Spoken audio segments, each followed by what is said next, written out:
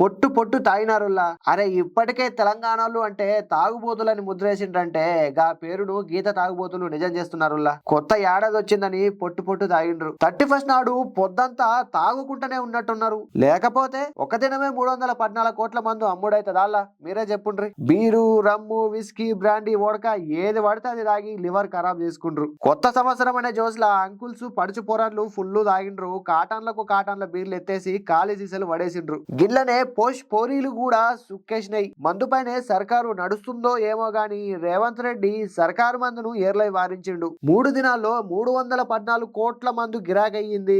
6 దినాల్లో 1300 కోట్ల ఆమ్దాని వచ్చింది. ఒక్క డిసెంబర్ నెలలోనే 5000 కోట్లు ఖజానాకు వచ్చినాయి. నా కాడ నయా పైస లేదని నన్ను కోసిన రూపాయి రాదన్న రేవంత్ రెడ్డి మందుతో మంచిగా గల్లపెట్ట నింపుకుండు. గీ పైసలతోనైనా కాంగ్రెస్ వాళ్ళు 6 గ్యారెంటీలల్లా తెలంగాణ పబ్లిక్ కు ఒక్క గ్యారెంటీనైనా ఇస్తే అదే 10,000.